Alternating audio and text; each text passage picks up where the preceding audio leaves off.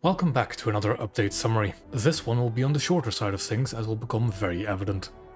So, as usual, let's start with the ship additions. First of these is Z4, our one premium edition this update, and it's a West German Fletcher. It has a similar layout as the Italian premium Geniere, with 76mm anti-air guns. I'm not particularly fond of these as they overheat very quickly, but oh well, can't complain too much with a 4.3 Fletcher. The unique thing about this variant of the Fletcher is its torpedoes carrying a mixed load in an odd torpedo tube layout. Sadly, these are all anti-submarine torpedoes, so not very effective. Other than that, it is a normal 4-turret Fletcher as a rank 2 premium. This is pretty nice, and at 4.3, a very fun BR for the vessel. Next up, and staying with Germany, we have Ersatz York, another World War I era battlecruiser, and an unfinished ship at that. Ersatz York doesn't really provide anything too unique to Germany. It is armed with 8 15-inch guns, same as the Bayern class. It is faster though, thanks to being a battlecruiser. In terms of protection, it is pretty standard for the battle rating, but quite heavily armored for battlecruiser standards. A common feature for the German battlecruisers. I have not actually seen this ship in battle that often, but it doesn't seem to be anything too special. Its ammo seems to be a rather big target for a battleship, but decently well protected at range. A neat ship to see, and anything that'll slow people from getting the monster that is Scharnhorst is a good addition in my eyes. Then we move on to Russia with the Arkhangelsk, a British Revenge-class battleship loaned to the Russians during World War II. So in other words, a British battleship in a Russian factory. Not the fastest ship, but in terms of citadel protection it seems rather good. Crew seems to be mostly outside of the citadel, however. Ammo placement is also well below the waterline. It seems like a solid ship, but I'm a little concerned about the crew layout. As an addition to the Russian 7.0 lineup, it seems pretty fun, making the lineup even more varied. Though it would be nice to see a Revenge-class ship to Britain too. Speaking of which, the British get HMS Rodney, a very nice addition for Britain, the only British battleship class, which was actually built, that is armed with 16-inch guns for them. It also has a very well armoured citadel, practically unhittable engines and ammo.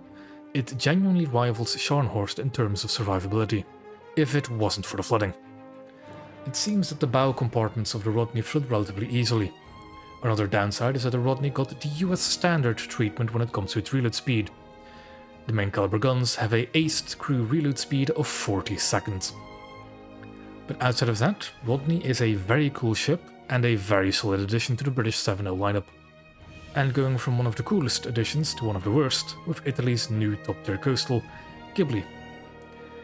At first glance you'd rightfully assume that it's just a bigger Gabbiano, with an extra gun. However, unlike Gabbiano, Ghibli gets a blue water spawn, since it's a frigate at 4.0. There is no sugarcoating it, this ship is really bad at 4.0. I had my resident Italian main try and get it because it would be impossible to spot out in the wild, and he did not enjoy it. Sure, it is a size up compared to the 3.7 Gabbiano, but the destroyer spawn completely negates this upgrade, as it now has to contend with destroyers, which all outgun and outrun it at its own BR.